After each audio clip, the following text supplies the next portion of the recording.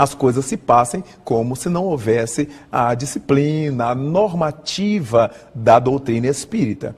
Daí, então, é muito importante que as pessoas se deem conta de que o espiritismo e os espíritas não fazem acepção de espíritos. Mas, como existe uma formação do médium segundo o espiritismo, em que ele aprende a concentrar-se, ele aprende a fazer silêncio, ele aprende a orar naturalmente, que a manifestação mediúnica se dará por esse viés que é proposto pelo Livro dos Médiuns. Então, é muito importante que nós o saibamos.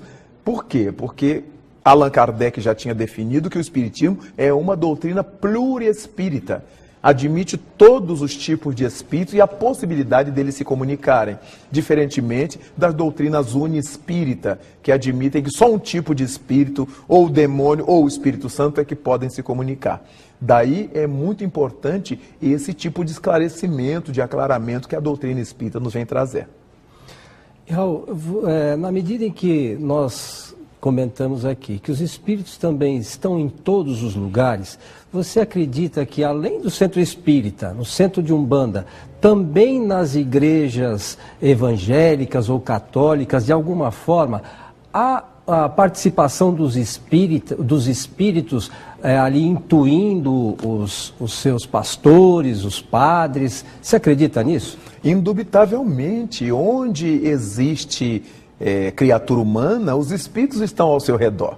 Basta que leiamos o apóstolo Paulo quando nos diz que nós estamos cercados por nuvem de testemunha. E Jesus Cristo que diz que o Espírito sopra onde quer, não sabemos de que regiões ele vem, nem para que regiões ele vai. Os Espíritos formam uma comunidade muito maior do que a comunidade dos homens encarnados na Terra. A comunidade planetária de Espíritos é muito grande, são quase 5 espíritos para cada pessoa encarnada. Então, a população que pertence psiquicamente, magneticamente ao planeta Terra é muito grande. E onde estão os seus afetos, os seus tutelados ou os seus desafetos, eles aí estão. Então há muitos sacerdotes católicos que são inspirados por espíritos do bem e não sabem disso. Fazem sermões muito bonitos, fazem prédicas muito bonitas, inspirados pelo bem. Do mesmo modo, muitos pastores, eles são inspirados por almas nobres que os amam e a mensagem que eles traduzem, a mensagem que eles levam é a mensagem do bem. Muitos rabinos pregando as mensagens do seu Torá, muitos árabes islâmicos pregando a mensagem do seu Alcorão, certamente eles são inspirados quando estão pregando o bem por entidades do bem. E qualquer indivíduo, quando esteja pregando a dissensão, o mal, o preconceito, ele também é mal inspirado por entidades que provocam cisânias, separações, verdadeiros diábalos, não é? Como nós encontramos no Velho Testamento, já que a ideia de diabo, do grego, formado por 2 verbos, diá mais balos, é atirar fora espalhando. Todos aqueles que separam as pessoas, que jogam umas contra as outras, formam essa comunidade que Jesus Cristo chamou de diabos, de temperamentos diabólicos, porque eles são capazes de afastar as pessoas uma das outras, pondo-as longe uma das outras. Então, é mais um comportamento do que propriamente uma entidade. Diabo não é uma entidade, é um comportamento que qualquer um de nós pode ter no momento de infelicidade moral. De maneira que é muito importante nós saibamos que os espíritos não estão só no centro espírita, ou só no terreiro de Umbanda ou de Candomblé. Os espíritos estão em toda parte. Não é à toa que os velhos romanos tinham um culto aos deuses lares. E o Deus lar para o romano eram os avós, os ancestrais, os antepassados, que periodicamente se manifestavam pela boca das sibilas, das pitonisas, para aconselhar a família, para chamar a atenção da família, para admoestar a família em qualquer das suas circunstâncias. Os gregos falavam com seus deuses pela boca das pitonisas, dos pitons. Então essa relação dos espíritos com a criatura humana é tão antiga quanto antigo é o mundo. Raul, nós vamos fazer um rápido intervalo e retornaremos em seguida.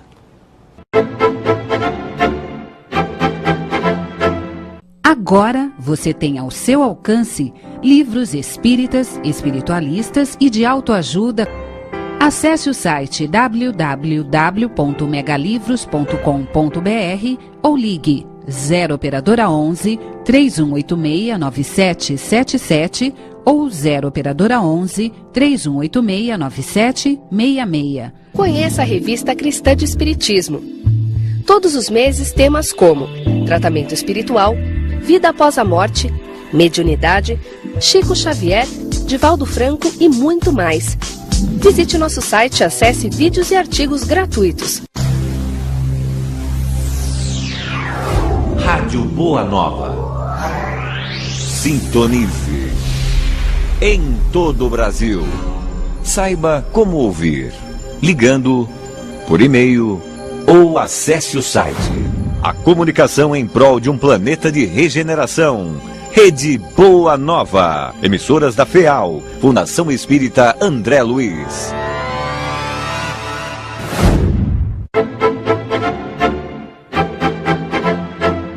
Estamos de volta com o programa Transição, a visão espírita para um novo tempo.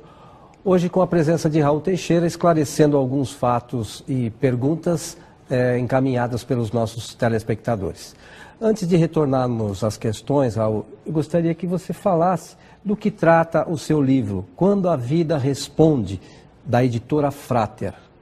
Quando a Vida Responde, se propõe a responder a algumas perguntas das entrevistas que nos foram feitas em várias partes do Brasil e do mundo, com temas muito palpitantes, com temas muito momentosos, como é a questão do casamento entre homossexuais, da legalização dessa relação, como é a questão dos embriões congelados, das células-tronco embrionárias, e como fica a questão do mundo espiritual, a sua localização, e uma série de outros quesitos da vida social, de outros temas da vida cotidiana que suscitam a curiosidade das pessoas. Para os nossos amigos de casa, eu gostaria que você falasse rapidamente sobre o Remanso Fraterno, o lar que você auxilia lá em Niterói. Quando fundamos o Remanso Fraterno em nossa cidade de Niterói, fundamos com a intenção de dar apoio às famílias carentes materialmente, socialmente, para que os pais pudessem trabalhar com tranquilidade e durante todo o dia seus filhos estivessem em boas mãos. Ali somos um pugilo de almas que nos dedicamos a essas crianças. Atualmente são 300 crianças, às quais oferecemos a escola até o 5º ano, desde a creche, alimentação, serviços médicos, odontológicos, psicológicos, a instrução espiritual que nós procuramos distribuir na nossa convivência com elas e com seus pais, com seus familiares, com os quais nos reunimos periodicamente. É um pugilo de almas que se dedica a fazer o melhor nas suas horas, que poderiam estar descansando, passeando, a essas comunidades carentes. Remanso Fraterno é a escola que o Papai do Céu nos deu para que nós treinássemos em loco esse amor que pregamos na tribuna, para que servisse de respaldo à nossa palavra, para que não falássemos ao vento, para que falássemos aquilo que a gente está fazendo esforços por realizar. O Remanso Fraterno, de fato, é a nossa obra que nos ajuda a entender melhor o ser humano e amar a Deus acima de todas as coisas. Retornando aqui às nossas questões, Raul, o Espiritismo será a religião do futuro? Olha, é muito séria essa questão e eu afirmo que sim. Os Espíritos disseram que sim, mas ninguém precisa se assustar nem se preocupar, porque não estamos querendo dizer que todas as pessoas passarão a frequentar centros espíritas, mas o fato é que o Espiritismo não tem teólogos, logo ele não inventou nada. Todas as orientações do Espiritismo provêm do mundo dos espíritos. Foram os seres que vivem governando a humanidade, inspirando a humanidade, que trouxeram à Terra o Espiritismo. E por causa disso, todos os seus ensinamentos são calcados nas leis da natureza. O Espiritismo se apoia em 5 pontos fundamentais, quais sejam a existência de Deus, a existência e imortalidade da alma, a pluralidade das existências, que Allan Kardec chamou de reencarnação, a pluralidade dos mundos habitados, e a comunicabilidade dos espíritos. Se pararmos para pensar, todos esses pontos foram enunciados por Jesus Cristo.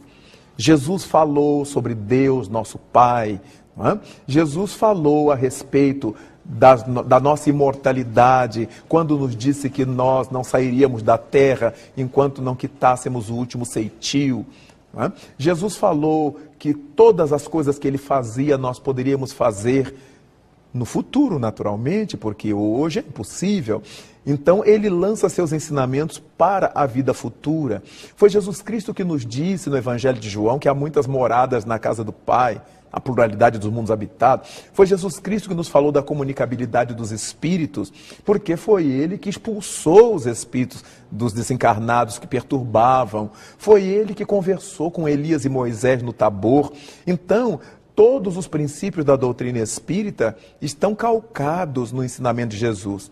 E quando Allan Kardec chamou a pluralidade das existências de reencarnação, nós encontramos também isso na voz de Jesus, quando os discípulos lhe perguntam se não era necessário que viesse Elias.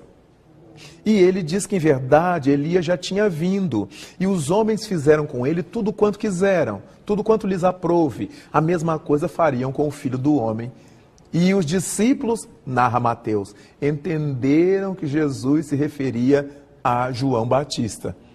Então, em outro momento, ele pergunta aos discípulos: quem os homens dizem que eu sou?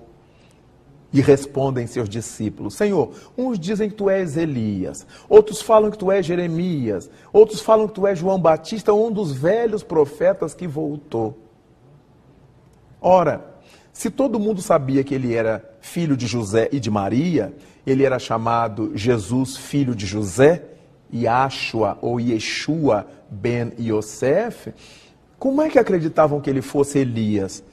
Ele tinha 30 anos à época, então só podia ser Elias num corpo jovem. Por que imaginavam que ele fosse Jeremias, um dos maiores profetas de Israel? Só se fosse num corpo jovem. Por quê? Porque tanto Elias quanto Jeremias saíram da terra ou faleceram velhos. Elias se acredita que não tenha morrido, que tenha sido guindado ao reino dos céus numa carruagem de fogo. Não importa. O que importa é que ele era velho quando desapareceu da terra. Jeremias também. Ou um dos velhos profetas que voltou. Então o povo acreditava na pluralidade das existências. Muita gente diz que não crê na reencarnação porque não existe essa palavra na Bíblia. E quando se diz isso, se dá um testemunho de falta de cultura. Porque nenhuma das palavras que estão na Bíblia em português eram da Bíblia original. Nós estamos diante de traduções, uma depois da outra. O aramaico era uma língua muito pobre.